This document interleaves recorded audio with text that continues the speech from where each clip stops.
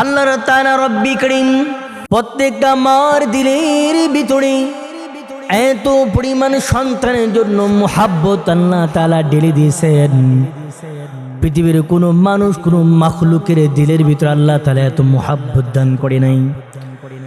সন্তান যখন কান্নাকারি করে পৃথিবীর সমস্ত মানুষ বুঝতে না পারলেও আল্লাহ তাআলা রব্বি করিম সন্তানের কান্না কি সমস্যা, খাবারের প্রয়োজন নাকি ঘুমের প্রয়োজন নাকি তার কিসের প্রয়োজন, সমস্ত কিছু আল্লাহ তাআলা রব্বি করিম তার মার দিলের ভিতর ঢুকাই দিয়েছেন।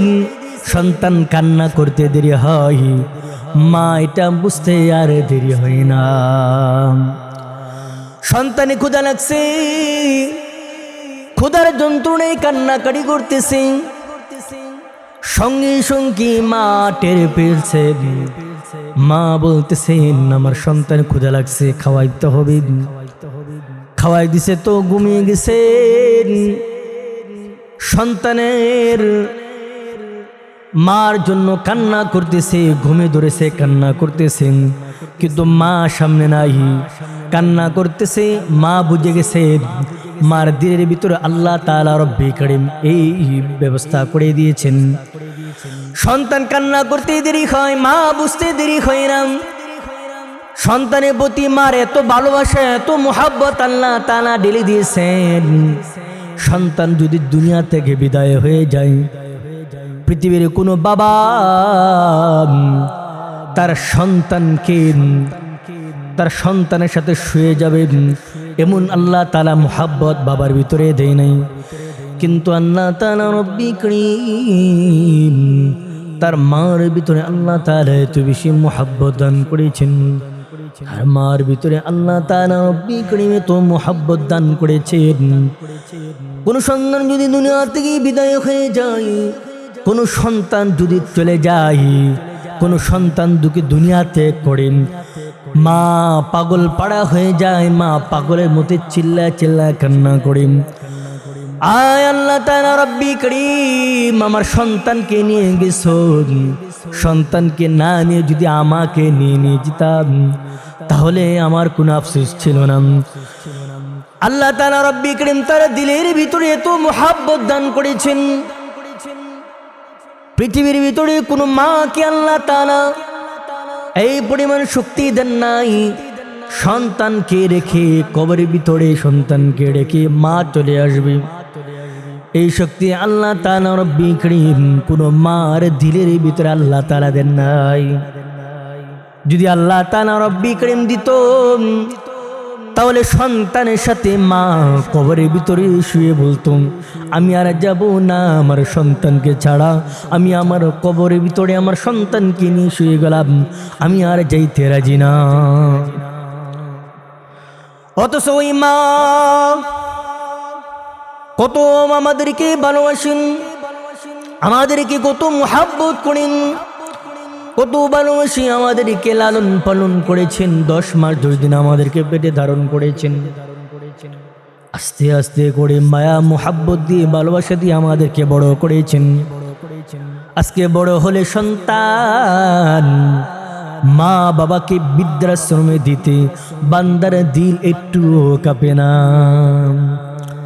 কুরবানি ঈদের 2-1 দিন পরে শোনা গেল সারা বাংলাদেশে ভাইরাল খবর, বৃদ্ধ মা, ওই বৃদ্ধ মার 4টা সন্তান, 3টা হচ্ছে ছেলে, 1টি হচ্ছে মেয়ে। একটি সন্তান বুয়েটের একজন প্রফেসর, আরেকজন ডাক্তার, একজন কানাডা প্রবাসী। আর যে মেয়েটা আছে মেয়েটা পাশের রুমে থাকে, শিক্ষিকা। মা বাবা তাদেরকে এত কষ্ট করে লেখাপড়া করেছেন, এত কষ্ট করে মানুষের মতো মানুষ বানিয়েছেন, কিন্তু না না তাদেরকে মানুষ বানান নাই, মানুষের নামে অমানুষ হয়ে গেছে। মা এক সপ্তাহ যেমন ঘরের ভিতরে মৃতদেহ অবস্থায় পড়ে আছে, কোনো খোঁজ নাই, কোনো খবর নাই। এত বড় জানেন যে মা তাদেরকে এত সুন্দর করে লালন পালন করাইছেন, এত কোটি টাকা খরচ করে তাদেরকে এত পরিমাণ ভালোবাসি, তাদেরকে কোটি কোটি টাকা খরচ করে তাদেরকে এই পর্যায়ে নিয়ে গেছেন। আজকে ওই মা কবরে চলে গেছেন, তাদের কোনো খোঁজ নাই, খবর নাই। দুনিয়া হচ্ছে যেই মা বাবা এত সুন্দর করে লালন পালন করেন, বড় হওয়ার পরে সন্তান তাদের খেদমত করে না।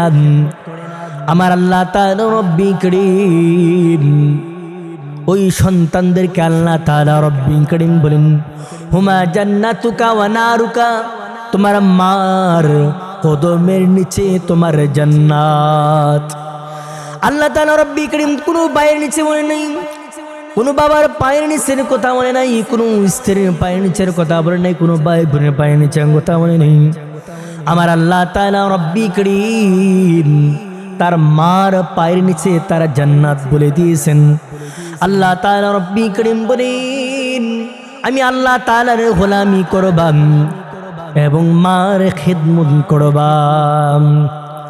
আল্লাহ তাআলা রব্বি করিম কোরআনে কারীমের ভিতরে বলেন, ওয়াবিল ওয়ালিদাইনি ইহসানা,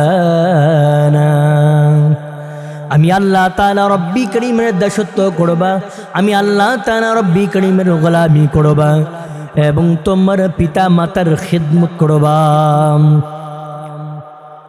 আল্লাহ তাআলা রব্বি করিম, আল্লাহ তাআলা রব্বি করিমের গোলামি করা এটা যেমন ফরজ, পিতা মাতার খিদমত করা এটাও আল্লাহ তাআলা ফরজ করে দিয়েছেন। যেই মা বাবা সন্তানকে বেশি ভালোবাসে, মোহাব্বত করে, সন্তানের প্রতি রাজি এবং খুশি হয়ে যায়, ওই আল্লাহ তাআলা রব্বি করিম ওই সন্তানের প্রতি রাজি এবং খুশি হয়ে যায়। আল্লাহ তাআলা রব্বি করিম যেই মা বাবা সন্তানের জন্য ভালো দোয়া করেন, যেই সন্তানের জন্য যা কিছু আল্লাহ তাআলার কাছে হাত তুলে দোয়া করেন, ওই মা বাবা চাইতে দেরি হয়, আল্লাহ তাআলা আসমানে দোয়াটা পৌঁছতে একটা সেকেন্ড দেরি করে না।